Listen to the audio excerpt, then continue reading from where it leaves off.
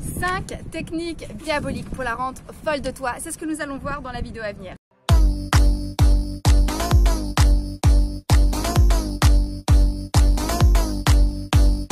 Salut mes petits chats. Alors j'espère que vous m'entendez bien. Je suis désolée, je suis toujours à l'extérieur. J'ai trouvé, je pense, un spot où je peux enregistrer mes vidéos et apprécier enregistrer mes vidéos parce que j'en ai marre d'être chez moi. Du coup je suis sortie. Alors si vous voulez savoir où je suis, je vais essayer de vous faire un tour. Je suis au Marais Magnum.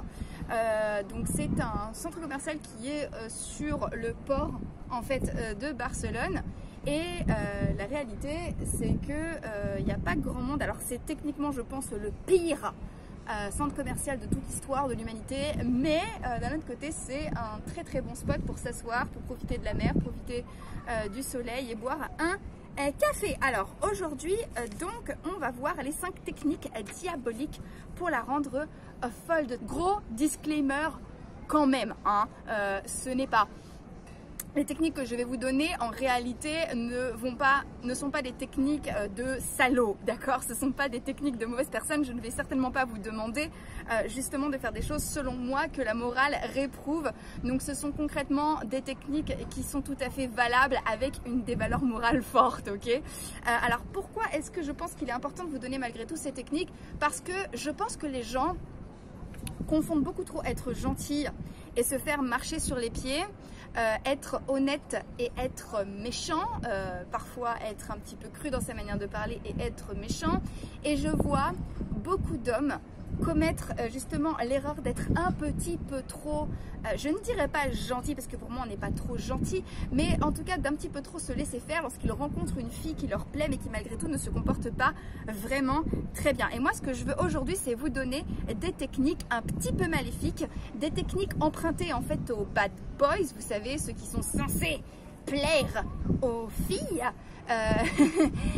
justement à appliquer alors que vous êtes quelqu'un de bien. Je pense que je vais peut-être même renommer cette vidéo 5 techniques piquées aux bad boys pour plaire aux filles, ou alors ce sera peut-être l'objet d'une autre vidéo un petit peu plus spécifique. Dites-moi en commentaire si vous voulez une deuxième vidéo à ce sujet où je rentre un petit peu plus dans les détails. Je suis là pour ça. Alors avant de rentrer dans le vif du sujet également, si vous voulez justement travailler avec moi sur le plan du charisme et de la séduction, si vous avez des problèmes de charisme, des problèmes de séduction, que vous avez envie de devenir plus charismatique et plus séduisant, sentez-vous libre de m'écrire à bonjour@lulamoralescoaching.com ou alors vous pouvez tout à fait prendre rendez-vous avec moi via le lien qui figure en barre d'infos ou en commentaire épinglé.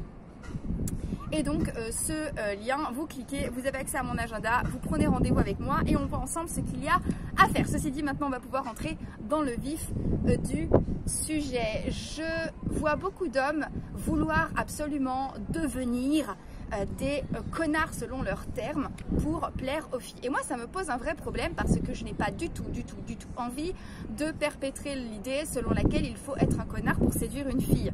Maintenant, force est de constater qu'effectivement il y a des techniques qui sont inhérentes aux bad boys, aux fuck boys, aux méchants garçons, aux connards, appelez ça comme vous voulez, qui marchent extrêmement bien sur les filles.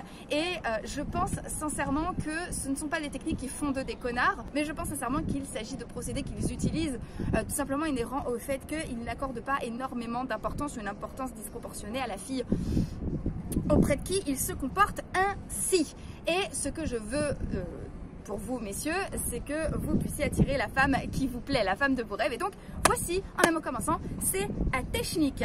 Technique numéro 1, la mettre face à son bullshit quand bullshit il y a, d'accord?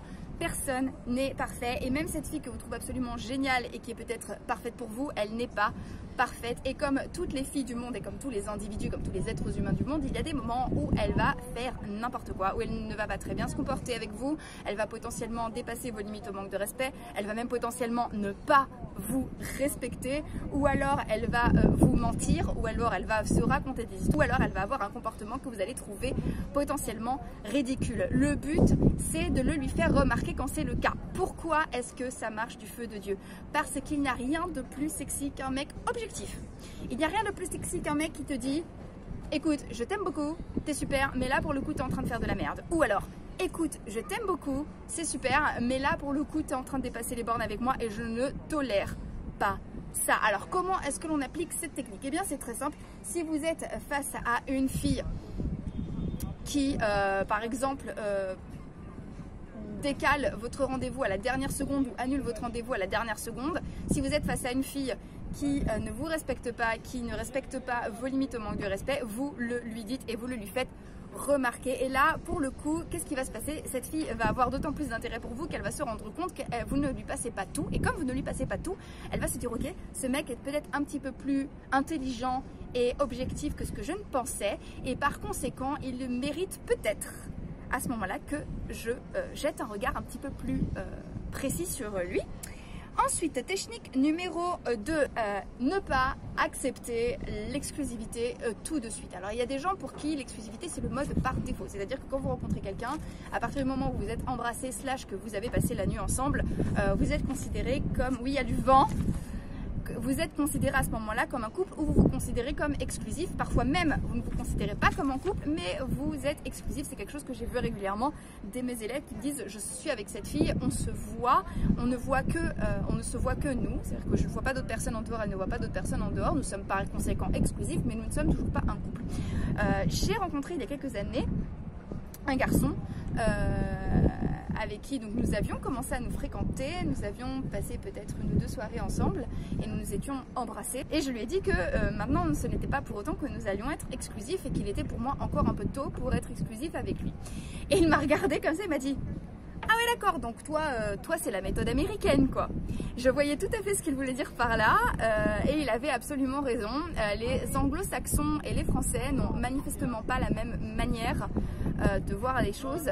En gros, j'ai l'impression que de moins en moins, mais j'ai l'impression qu'en France, normalement, jusqu'à il y a peu de temps, le mode par défaut, c'était on sort ensemble à partir du moment où on sortait ensemble. Et le fait de ne pas être ensemble, malgré tout, faisait l'objet d'une conversation.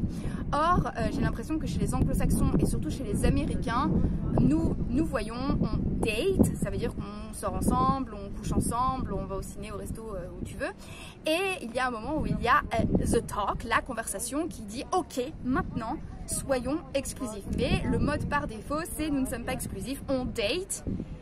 Et il y a un moment où on va voir qu'est-ce qu'on fait et on va voir si cette relation devient exclusive ou pas. Eh bien, je vous recommande clairement de ne pas vouloir l'exclusivité trop vite et ne pas courir après l'exclusivité trop vite. Pourquoi est-ce que c'est sexy as fuck?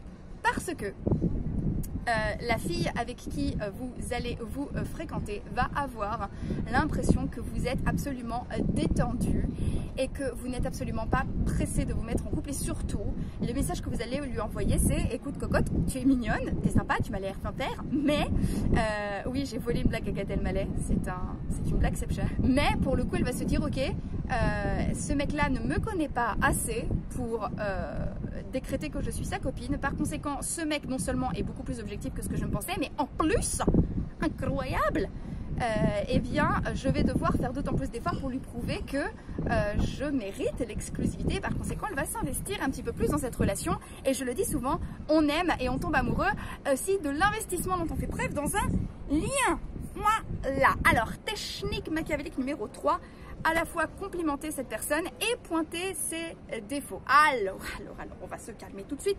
Je ne suis pas là pour dire qu'il faille jouer à chaque fois le chaud et le froid, genre ah ça c'est dégueulasse, t'es tellement moche, mais t'es tellement gentil, mais ah cette manière que t'as de laver les assiettes est dégueulasse, mais tu sais très bien jouer de la flûte. C'est pas ça, d'accord? C'est pas ce que je vous demande de faire et en tout cas je vous demande pas d'être aussi tranché et régulier que ça, mais ce que je veux dire c'est que si elle fait les choses bien, complimentez-la, faites-lui sentir que vous êtes reconnaissant sur ce qui se passe et faites-lui sentir que vous admirez certains aspects de sa personnalité.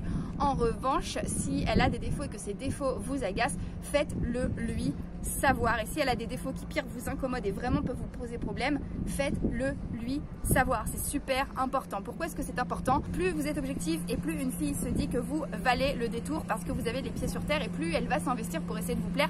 Il y a un bateau qui est en train de passer derrière, c'est quand tu veux.